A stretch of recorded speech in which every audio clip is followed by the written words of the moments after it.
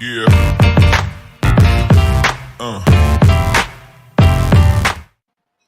Hello, boxing fans around the world. Thank you for joining me once again on the Friday night panel.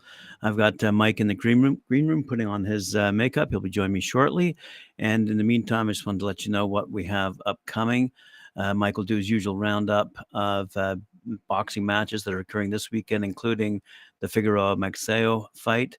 I was watching the weigh-ins earlier, and Maxeo clocked in half a pound overweight, so he had to go back, shed some poundage, and get weighed in. Anyway, other news that's hitting the headlines. Tyson Fury and Alexander Usyk, doesn't look like that fight's going to happen. I'd like to see what Mike's comments are about that. I see that Manny Pacquiao is in training to fight Conor Benn. Conor Benn, who was cleared by the WBC, sort of, because the WBC claimed that he had eaten too many eggs, which gave him that accelerated count, which was attributed to, what was it called, chromosome or something, some fertility drug given to women. But anyway, he's still not been cleared by the anti-doping agency in Britain, so that is still unresolved. But in the meantime, I thought it was interesting that Manny Pacquiao is back training and looks to come after Conor Benn. The other interesting news that's in the headlines is Terence Crawford. We'd all like to see him fight Errol Spence, but it looks like he's going to be fighting. Well, it all depends on who he signs with. Right now, he's a promotional free agent, so he could sign with Golden Boy and go after Roca. I don't think that's what anyone really wants to see. Or he could sign with PBC, and therefore go after a fight with Errol Spence in the future.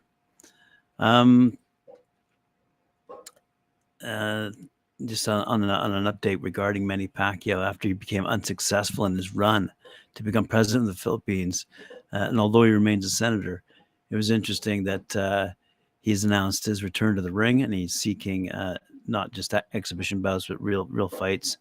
And when his manager put out on social media, by the way, that he was interested in fighting Conor Benn replied, "Anytime." So we boxing fans might be interested to see what happens. I think Conor Benn will probably have to fight in the Philippines, seeing he's not allowed to fight right now in Britain. In other news, though, it was too bad to see that Amanda Serrano is still suffering from a hand injury from a few fights back, actually. And it seems like she won't be able to fight Katie Taylor on May 20th as planned, which was announced by Matchroom and Most Valuable Promotions earlier this week. They said, due to an injury sustained by Amanda Serrano, Matchroom and Most Valuable Promotions regret to announce that Taylor Serrano 2 on May 20th in Dublin will not go ahead as planned. Teams are in discussion about finding a revised date for the bout, however. With respect to the injury, while the specific nature of Serrano's injury is not being disclosed, a source told ESPN that she's dealing with a nagging hand injury dating back to her win over Miriam Gutierrez back in December 2021. Serrano, as you know, has fought 3 times since that fight, but the amount of punches thrown in Serrano's win over Erica Cruz on February 4th for the undisputed featherweight title, 949 in a 10-round fight, led to her hand not bouncing back as it had in previous fights against Gutierrez, Taylor, and Sarah Mahfoud. Well, boxing fans, we've got Mike in the room. How you doing, Mike? How's it going? You got the pancake on? Yeah. No, I did. I let my dog go for a quick pee. Nice. He was bugging. Can't have he wasn't going to be quiet during this week. Yeah, I was going to say can't have howling dogs in the background there, can we? All right. Especially how loud he is. Haha, Mike, your cat wants to join the channel. She's trying to get in. What? Okay, whatever. I did not write that. Anyway, so I just went through a couple of interesting headlines that I'd come across this past week. But I know we'll go off in typical fashion and start off with the discussion on these fights that are upcoming this particular weekend. What do you got? What do you got first, Mike? Ritson and Davies, Fight TV, March 4th, guys, 2 p.m. Eastern. Highly anticipated showdown between Lewis Ritson and O'Hare Davies. has been scheduled. Both fighters have established themselves as accomplished boxers in the sport already and are now poised to take their long-awaited rivalry to the ring. The match promises to be a thrilling affair, to be honest, with both fighters looking to outclass the other in what will surely be a stunning display of boxing, guys.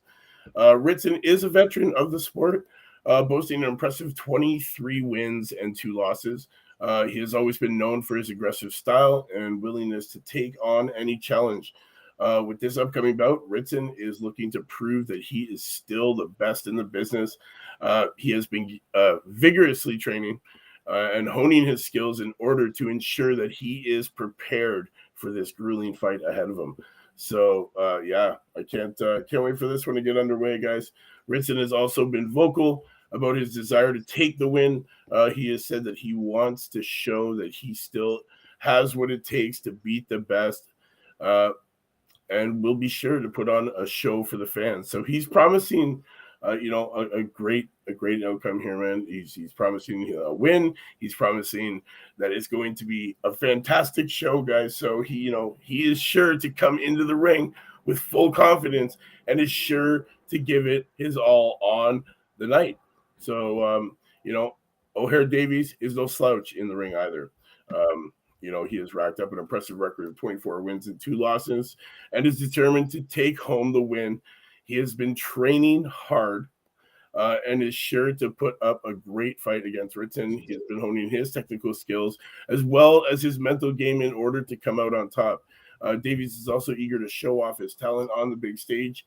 He has said that he wants to give the fans a great show and is determined to prove that he can outclass Ritson. It's sure to be a thrilling match, and both fighters will be eager to prove that they are the best. We'll see. We'll see who comes out on top.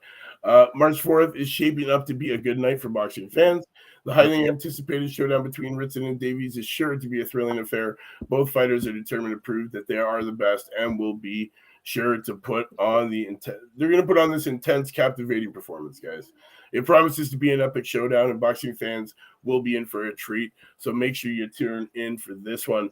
Also on the card, we got Thomas Patrick Ward and Obek Holomotov. Sorry, man, that was a tongue twister, man. Also, we got Lee McGregor taking on Alex Kabor. Adam Cope is on this card as well. Brian and Marina. Ewan McKenzie against to be determined. Steve Cairns, Jacob Lewinsky, Ben Reeves versus Konstantin Alexandrov, and Callum Walton taking on Zindiko Buell. So, what are your thoughts on this card? You know how from time to time you say stuff like we're going to take out the word women's in women's boxing and it's just going to be boxing. Well, every time I read a story like that on the news segment of Talkin' Fight. Are you saying that we were going to put it in front for this one? Okay. No, what I do personally do put in front though is British. So it's a huge fight for British fans. It's an all UK matchup. Yes. So and this has come up in other news stories as well with respect to certain fights, although they're good and entertaining. They're not good for boxing in the sense that they only take place in the UK and they're only pertinent to UK fans. So, there's a lot of examples where promoters now are tied to specific streaming broadcasters. So this is putting a damper on the matchmakers' ability to put certain fighters head to head, and so if they want to, increase the value of the boxing proposition, they need to have a British versus US type fight, which brings me to Tyson Fury. It'd be interesting to see. Are you saying they're too afraid to come over here? Well, no, because are they too afraid to come again? No, it's they're too afraid to come again. Yeah. Are you done? Yeah, I'm done. So it would be interesting to see if Tyson Fury goes head to head next against Andy Ruiz Jr. as opposed to Alexander Usyk. Because the Alexander Usyk fight has fallen apart, even though Frank Warren said he's still trying to hammer out the details for the fight to take place in Wembley. It doesn't look like that's going to happen. And to keep Tyson Fury in the ring, they're looking at Andy Ruiz Jr. But Andy Ruiz Jr. apparently isn't that eager to step into the ring against Tyson Fury because he's sitting on a $10 million bank account right now and he's too busy spending that money. So, Who wouldn't be? yeah, no, at the end of the day, like, you hit that age. I mean, why bother getting battered by Tyson Fury? Just stay out. It'd be interesting to see what happens when Right? Josh. So we can raise your hand in the ring and have everybody chant, "Hey Chisora," or "Hey," no, this time it'll be, "Hey Ruiz."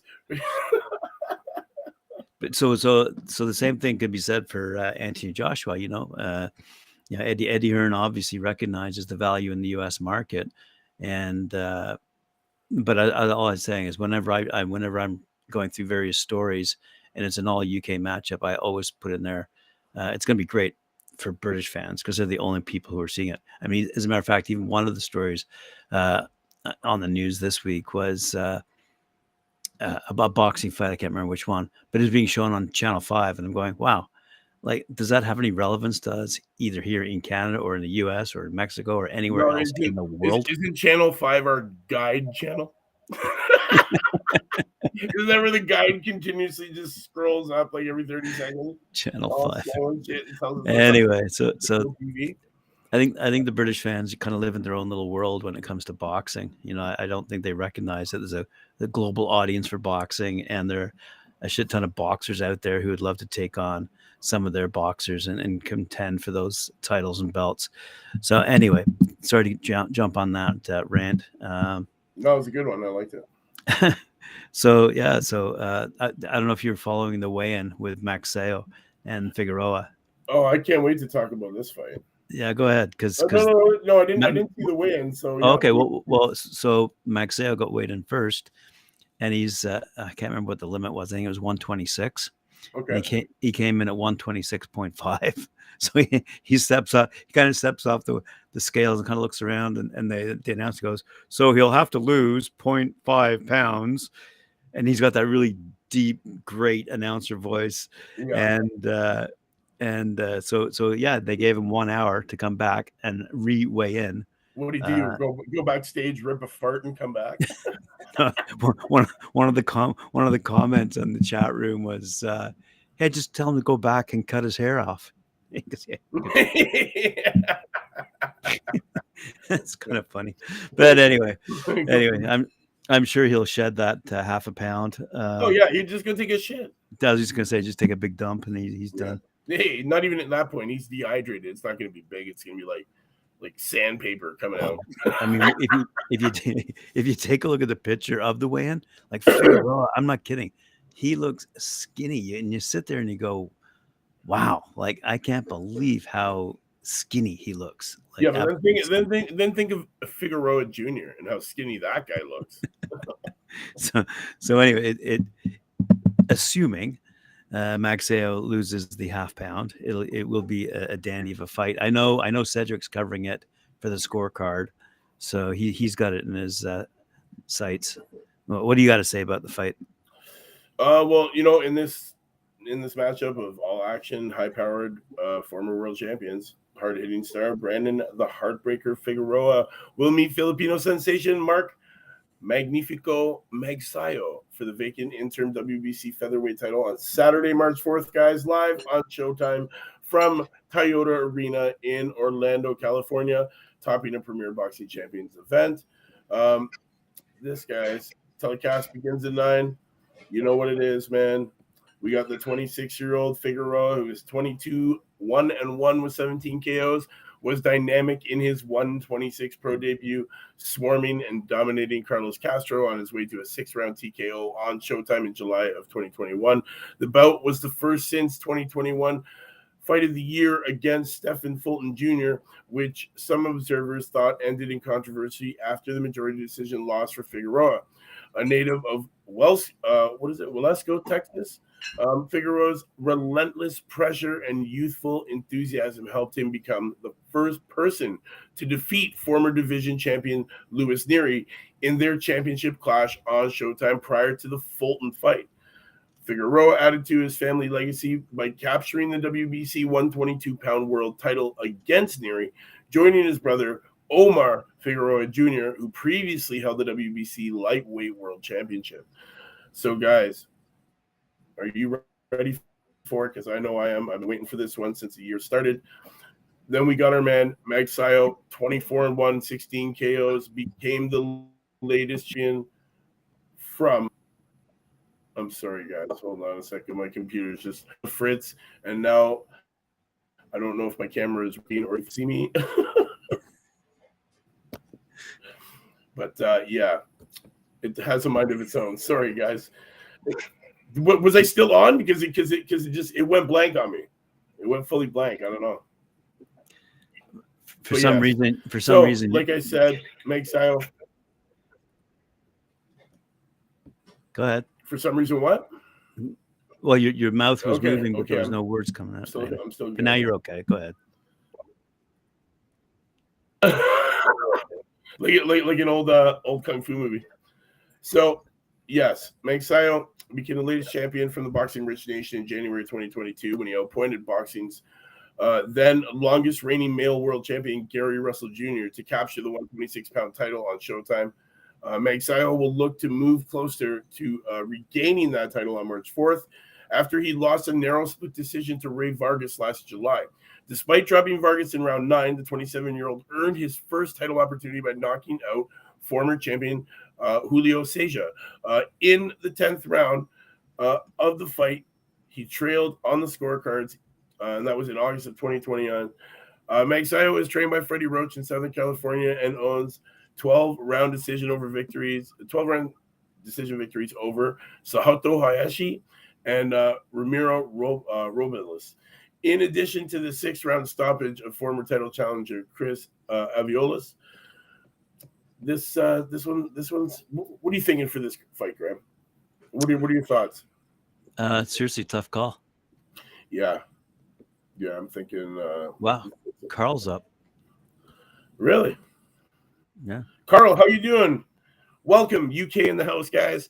Our friend over in the UK, Last Bell Boxing. What's going on? Yeah, this is a tough one. But you can't say that after Lee Wood's defeat, Carl. Give it up. Which should have been, yeah. I was kind of hoping that was going the other way, but you know what? It just goes to show you, it all comes down to that one punch. Yep, exactly. The 32-year-old Hurd, 24-2 with 16 KOs, unified the WBA and IBF 154-pound titles in 2018, dropping longtime champion Lara in the final round to win a close decision in a fight that was consensus 2018 fight of the year. The native of Kukik, would go on to lose these titles in one of 2019's best fights, dropping the decision to Julian Williams. Hurd first became champion in February of 2017 when he stopped former champion Tony Harrison in the 9th round before defending the title against another former champion, Austin Trout. Hurd will return to the ring, having most recently dropped a narrow split decision against tricky veteran Luis Arias in June of 2021. This guy, this guy's been he's been around. He's been around. So we'll see what happens when this guy, dons us with his presence by gracing the ring once again, right? I don't know what to say, man. This is one of those cards. Tons of guys on it. Tons of action on here. Jared Hurd taking on Resendiz. I want to say his last name is, guys. If you don't know who he is 13-1 with 9 KOs. He made a successful U.S. debut in April of 2021, entertaining the fight with an 8-bound knockout streak before earning a decision victory over Madera, 23-year-old native of Mexico. He now fights out of Los Angeles. After dropping the decision of veteran Marcos Hernandez in September of 21, he returned to the ring this October to dominate Herbert Randon on his way to a second round stoppage. Yeah. So you know what it is, man. You know what it is. There's lots of great fights on this card. If you guys don't know who these guys are, it shouldn't matter. You should want to watch it anyway.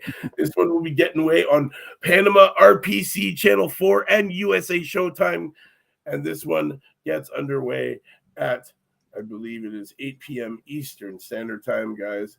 So definitely watch out for this one. Showtime will be showing prelims of this fight, probably on YouTube on their channel. So definitely you're gonna want to check it out. What's Carl saying here?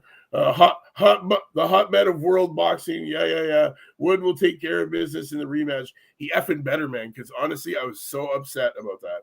You know, they threw the same damn punch. It was only one guy was seated a little more than the other. And Wood, you got it. You can't be leaving it out here, bud. It should have been back a little more. It should have been tucked back just a bit more, a wee bit. You know what it is. Yeah. But so that's that's going to start off our Saturday. But then there is another fight live on the zone. Fierro Estelle, March 4th, 9 p.m. guys. Matchroom Boxing returns to Mexico for the latest installment in their popular Fight Night series. Saturday, March 4th, guys. This one getting down. Fierro, who is 21-2 with 16 KOs, defends his WBO NABO lightweight title against Uruguay's once beaten Estelle, who is 14-1 with 9 KOs, in what promises to be an explosive main event, which, you know what, Mexico usually is. These guys, high volume punching, lots of, no defense, as, Tim would be calling it. But these guys get in there and they throw as many punches as they can. And you know what? It always makes for a great night of fights. The WBO number 5 rated Fierro is closing in on a coveted world title shot in 2023, but he must first get by the very dangerous Estelle, who is coming off a career best win in November over previously unbeaten Ruben Torres. Estelle, who is promoted by former great Marcos Medina, who will be in attendance on Fight Night, has a lone loss as a pro against rising Mexican powerhouse Mysterio Lara back in 2019. I'm excited for this one too. This is going to be some great fights. Definitely good card to watch. What are your thoughts, Graham? Are you not too familiar with our man Angel Fierro? Yeah, can't say that I am, but I am with interest reading Carl from Last Bell Boxing's comments here with respect to Eddie Hearn and the job he's doing down in Mexico. There are a number of promoters in Mexico, as Carl probably knows, and Eddie Hearn is one of them. But we have a business associate of ours going down to Cancun to see if we might be able to live stream some of their events from their big festival halls in this upcoming year. So even we recognize how fanatical, quite frankly, they are. Well, soccer/football, but also boxing is huge in Mexico, and it's a huge audience. And as we've said many times, it's spread over into that southwestern portion of the United States, where Oscar De La Hoya is doing a great job, quite frankly, on the West Coast, and his team of promoting Spanish fighting. Definitely. It's all good. It's all good. But Eddie Hearn's in there as well. We recognize these in there as well. Yeah. Fair enough. Yeah. The co-main event action on this card, guys, you might not know, Eduardo Nunes will provide the co-main event action as he meets Rodolfo Bustamante over 10 rounds at super featherweight. KO Merchant Sugar Nunez, who's 23-1 with 23 KOs, has one of his bouts inside. Has all of his bouts inside the distance. The 25-year-old comes into the bout on the back of the 10th round stoppage win in September. His only fight of 2022. This man will be eager to keep his streak going on March 4th, but faces stiff opposition in Bustamante, who is 18-1 with 11 KOs, who will be on home turf for his first action in 2023. So, rounding out the feature portion of the card will be 2016 Mexican Olympian Misael Rodriguez, who is 12-0 with 7 KOs. He will take on Rafael Ortiz over 8 rounds in the middleweight and much anticipated pro debut of U.S. #1 rated amateur Sizrek Balzadua taking on Alejandro Castillo over 4 at lightweight. So, yes, guys, there is great action on this card. Yes, you might not know who they are, but I'm telling you, there's a lot of young, hungry, undefeated guys coming up the ranks here. You're not going to want to miss it because, honestly, these Mexican boxers, high volume punching, lots of excitement, always a great knockout or two. So definitely check it out. You heard it here. This one gets underway, 9 p.m. Eastern Standard Time. That's it for boxing for the weekend. I feel like your color commentator here because I'm going to chime in again on what Carl's saying. He's saying, with respect to the Mexicans being the second best fans in the world behind the Brits. Okay. Now, I don't think Carl's ever been to the Philippines. I could be wrong. Maybe he has. But this is how fanatical they are in the Philippines about boxing. You can go to a shopping center in the Philippines and there'll be a boxing match in center court. Kind of reminds me of a Pacific Mall up here. Yeah. I mean, I'm not kidding. And, like they will get their boxing wherever they can get it, and they have a lot of fights that we hardly ever hear about, with the exception of the odd fighter who emigrates. But the point, I'm actually I'm subscribed to a couple of these Filipino newsletters that support all the boxing propaganda. And honestly, man, there's a lot of fights that go on in the Philippines, man. Like honestly, tons, guys, that are not televised that you don't know about. And the thing is that we might find out about like maybe 0.5% of Philippine boxers, like maybe 0.5% of Philippine boxers we actually know about. Just like Mexico. Mexico is the same way. They currently have the largest active pro roster of boxers. What was it, like 2,847 registered males, 287 females that are active pro fighters right now. Wow. Crazy stuff. So to Carl's point, I mean, your fandom is infectious. How's that? Yeah. So it's spreading around the world, Carl. Definitely. And there's a lot of people. You know what? I would love to go to a match here. That was. Well, you know what? When you go to a Canadian match, we got good fans. Our fans get behind what's going on. I think that's because we like our beer a lot. We like our beer a lot, and we don't really care what's going on with the fighters. We just care who's getting beat up right in front of us at that moment. Well, so and we can relate it to a good hockey game. Exactly. Because there's nothing like a good fight and a good hockey. You know what? I'm just a firm believer that Canadians are just up for the good fight anytime. Yes, including our boy Cody the Crippler Crowley. Cody the Crippler Crawley, the Canadian, who's ranked number 4 right now in the world. Right, number 4 in the world. Yes. And I see one of our girls from Montreal is going over to England to fight. Who the heck is it? Her last name is Houle, Houle, and she's going over to fight. Who the heck is it? I can't remember. Can we Google that? Yeah, they were talking about it. She was talking about it on Sandy Ryan. Sorry, Sandy Ryan. It's Ryan and Houle fighting. This one's for a belt. I think it's with the WBO belt.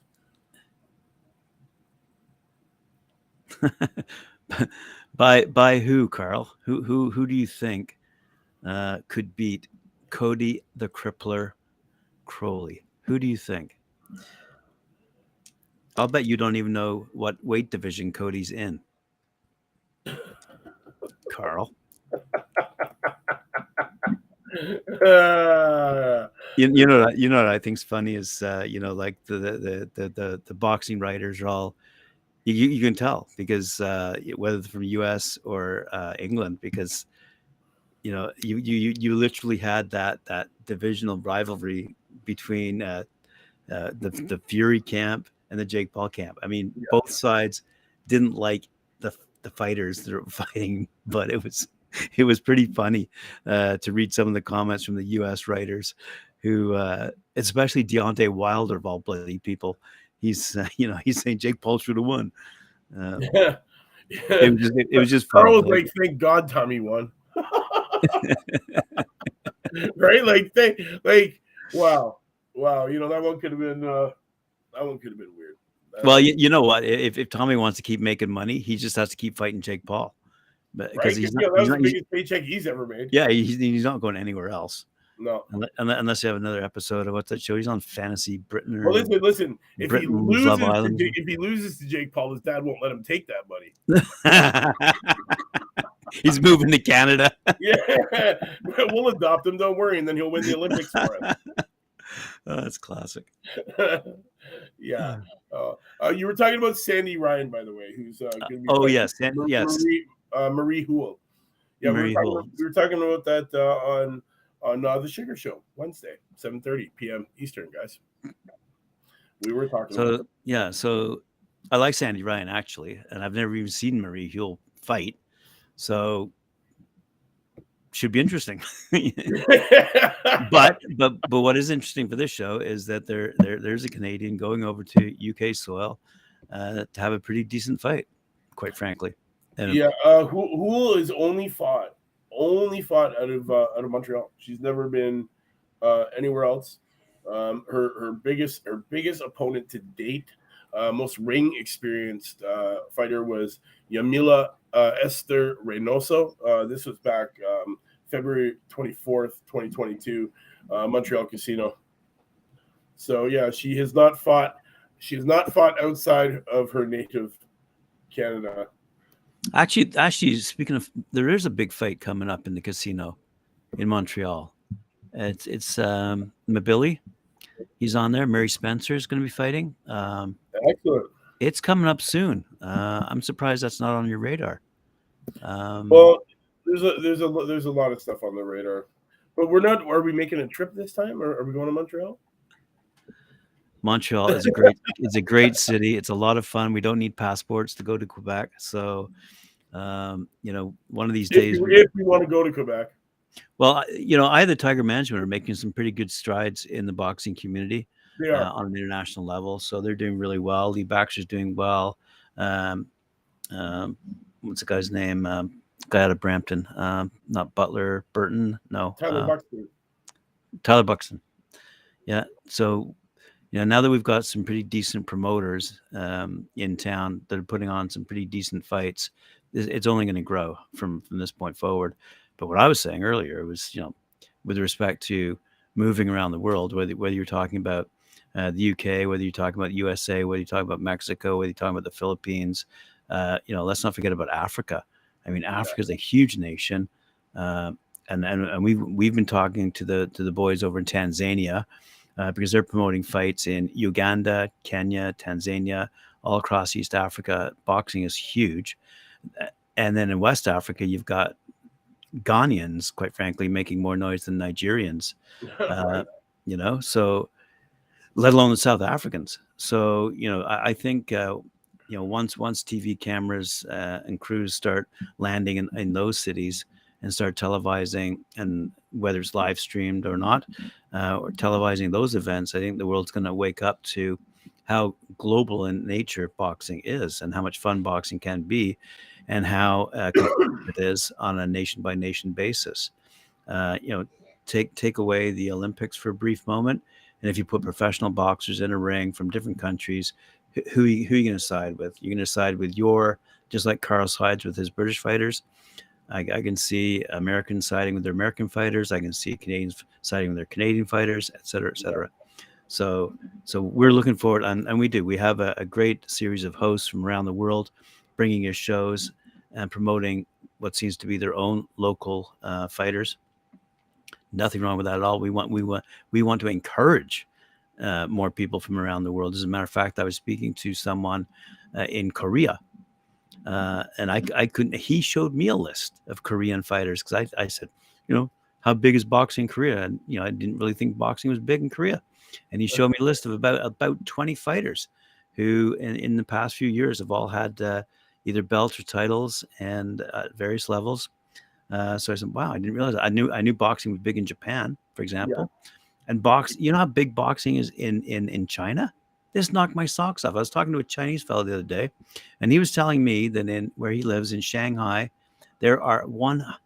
Okay, he is part of a group, and in that group of boxing gyms, there's 110 boxing gyms, each with memberships. He said between 80 and 100 boxers.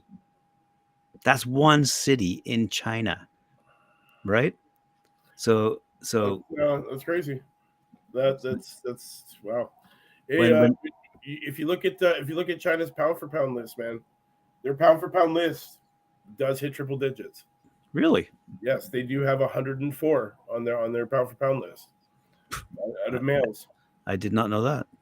Yeah, it's The problem that exists for Chinese fighters is there are no promoters. No one's willing to put up the money in China for a fight because the Chinese government gets 50-50 split, basically. oh man, there's only 4 registered women in China. Really? Pound, yeah. See, I'll take a trip to China, sign up some female boxers. I'm pretty sure they're because that's what this fellow was doing. His specialty was training female fighters because the interest is huge. So imagine if in a few years' time, when we start recognizing how big the boxing community is and start televising their fights, uh, I think just like England won the World Cup in 1966 and hasn't won the World Cup since, because there's a shit ton of countries around the world who also play football / soccer. Yeah. And Nigeria's got over 280 registered males. Wow. On this. So, man, these countries that you're talking about, they do have ever expanding and evolving boxing programs for their country. And And probably I'll bet it's probably just a matter of money. Bottom line, I bet it's a yeah, matter of no, money. that's exactly what it is. Like I have on my Instagram, I talk to young up and coming amateur fighters from different countries all over the world that, don't worry, sir, when I turn pro, I want to do an interview on your show. Yeah, no problem. They keep me up to date. I have watched this one kid, from Africa who has literally started off training. They had one glove. One glove. Wow. Okay? That's what he had. One glove. I got updates every time they added new pieces to their arsenal. Now they got a bag. They got gloves, they got focus mitts, and now honestly, to watch these kids coming forward. First of all, I'm watching these kids do boxing drills, working their footwork in dirt with those shoes on. Like crazy. It reminds me. It reminds me of that video that was sent to us when we first started Talkin Fight from a gym in Nigeria that was basically brick walls with dust on the floor. You know what I mean? And these guys going at it, and it's like to them that was what boxing is. So imagine when these people get the training they deserve and need, and the management they deserve and need, and the professional help they deserve and need. And boy, oh boy, it'll change the face of boxing. Yeah. In a good way. Yeah. You know what? No. I didn't buy them. I didn't send them any gear. I didn't need to send them gear. You know why? They showed me a video of them going to buy their heavy bag. Okay. Wow. Now in this little town, right? You have all like this little like shanty of buildings, like this rundown little shanty, and one of them is just like, it's got this like little awning that's all torn and everything, and you just walk into it and you open it up, and man, it's nothing but boxing gear. Wow. Just brand new boxing gear, bags, gloves, pads, headgear, chest gear, everything you need to get into that boxing world. Because you know what? To them, it's a lifestyle. It's a paycheck. They can make money at it. There's a lot of good that can come from it. So you know what? These communities, man, they're dumping it into that boxing world and trying to put these kids, like, come on. These kids, they know nothing else. They live it, man. That's what this kid's showing me, is that they live it. They live it. Right. And another great example, one close to your heart, would be Ireland. Yeah. Relatively small country, but heck, man, there's an awful lot of power in their punch. You damn right there is. for Damn right. what we might call a small country, although they probably might disagree with me. At the end of the day, we're big at heart. and powerful. Yeah, man. Yeah, man. It's all that Guinness. It'd be interesting to see what does happen to Katie Taylor, though. I'd be curious if she takes another fight. I've heard rumors that she could fight a stay warm fight. Right. Right. That'd be my thoughts. That'd be what I would say. Probably be the best thing to do. Stay warmed up. You only do fight once a year. You know what I see though? Katie Taylor, Amanda Serrano, different outcome. Other person wins. We're gonna see the damn trilogy 2024. Right.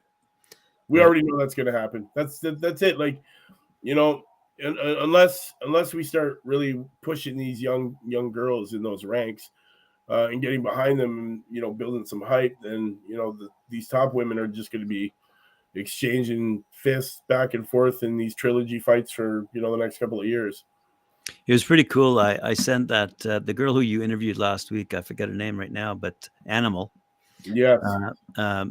So I said, "Hey man, you should fight Avril Matthew," and but unfortunately they're not in the same weight division. So no, Ortega, yeah, man. She's something else, man. She is an animal. That's for damn sure. Well, she sent me one of her training videos. I couldn't believe it. Like, yeah, these girls are taking it serious when they send you training videos, and they are. Oh man, they're brilliant. They're like whap whap whap whap whap, and they're just like in there, throwing it, giving it their all. They're leaving it all in the ring, man. But you know what? Then they got to go home and deal with their significant others, and that's probably what pisses them off so much. They have to come in there and deal with that shit, right? That's right. I go home, slap my wife around, like. Yeah. They don't want, you don't need that. That's for sure. No, and they would not put up with that either. I'll tell you. When you box and you go to the gym and you hit bags and you do any kind of martial arts, it takes a lot to piss you off, and make you fly off the handle. It really is a very humbling thing to learn a combative sport, because you know what? At the end of the day, you don't get pissed off because you know that you can really knock that mother effer out. That's right. What it is. Right. You walk around with kind of that chip on your shoulder, like, ha, try to piss me off. Who's that girl you were talking about today? Who's she going to be fighting? Who's she going to be fighting? Okay, so she is 14-0 right now. She hasn't fought in Argentina. LaChucky is. Yeah. So she will. She's looking to unify the belts, just like Marlon Esparza. Esparza is sitting on that flyweight, on those flyweight belts. She's looking to do it, and then we have Yudusa. I didn't think she was still fighting. That's what caught me off guard in that story. Yeah. So this was some of the story was from late 2022, but she's still technically holding those flyweight belts, right? So she was looking. So either way, their paths are going to have to cross at this time. All of them, all the girls that I mentioned, all want to unify or undispute that weight class, that flyweight class. And this girl is sitting on the WBO. We have another girl that's sitting on the IBF, and then we have Esparza sitting on the rest. Right. So it's she's got a lot of options. Esparza had to fight the mandatory for the WBA to keep them happy, to keep that title. That's the reason why that fight hasn't happened yet, because it should have happened last year before the end of the year. So unfortunately it didn't. Esparza kept up with her obligations to her title.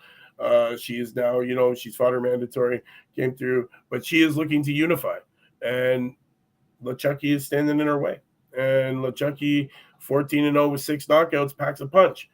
So we're definitely gonna get to see a nice unification match sometime this year at that flyweight, man. Did you happen to catch Holly Donovan's show? She was talking about Hannah Rankin and Terry Harper going at it. So that's going to be a good fight. That will be a great fight. That would be a great fight. So yeah, that women's action just keeps on coming at us fast and furious. We just cannot stop talking about those women. Yeah, I know. And the thing is that what is her name? Gabriella. That's her actual name. Gabriella Allens.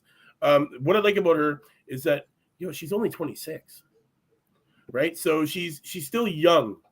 She's still young in this game, right? Where a lot of these other women, as our lovely Sugar says it, they enter their crone-ship, the crone stage, the crone's age, and all that kind of stuff, and this older thing, and age doesn't matter.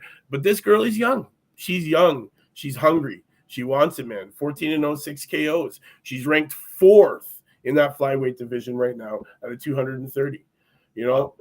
Esparza is sitting at the top. We got Mancino, Silva, and then Allens. Just below her, though, is Linola Paola Yadusa, who is her countrywoman, who is sitting on the IBF. So there's some big fights here. I think we might actually get the opportunity to see an undisputed, not a unification.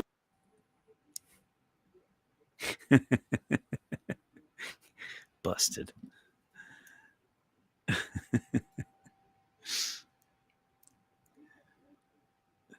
All right.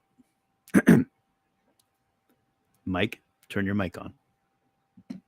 I can't. It's still ringing. Oh. Here we are having Mike escort his dog out, and now he can't get his number one fan to stop phoning. Oh my God, that was so funny. She stopped. Yeah, it stopped. That's the house phone. Yeah, that's so you can hear it. Right on. But yeah, so yeah, we're gonna see some unification and some undisputed in that flyweight division in the females. So yeah, be on the lookout for that this year, man. There's lots of action in those lower divisions. Flyweights, I take shit's bigger than them. Like, let's be real. It's great to watch them fight though. Yep. Lots of action because lots of speed. Love that speed. Yep. As a matter of fact, it was your girl Animal who said in that interview, she actually prefers the 2-minute rounds because you are able to. Well, you recognize there is only 2 minutes, and you are able to release all your energy in those rounds. So there's a good argument because we've often debated back and forth whether women should be given 3-minute rounds, and why not? Some would argue, but it was interesting that her own personal opinion was nope. I'm happy with 2-minute rounds. Right. Yeah, no. That was a good interview. I encourage everyone to go back to that interview and listen to that. That was a good interview you did with her. Yeah, excellent. Yeah, no, I think she's I think she's gonna do well this year. She's gonna have a really busy year. Definitely, guys, watch out for her. Jasmine Ortega, the Animal. You heard it here. Interview, check it out on the channel, talkinfight.com. You can check it. Just type in her name. The interview will pop up. Just watch it. Definitely very educated, well-spoken, had a lot to say. Very, very informative. Great interview, actually. And I think she's managed by her dad? Yeah. Trained and managed by her dad. Yeah. So good stuff. It was really good interview. Really insightful. All right. I guess we're actually closing in on an hour, eh? Holy moly. we are closing in on an hour. There's not much more. I did want to mention for all of our Armenian friends who might be watching right now, there's a fight going on right now. Gassiev and Balogun, FYI.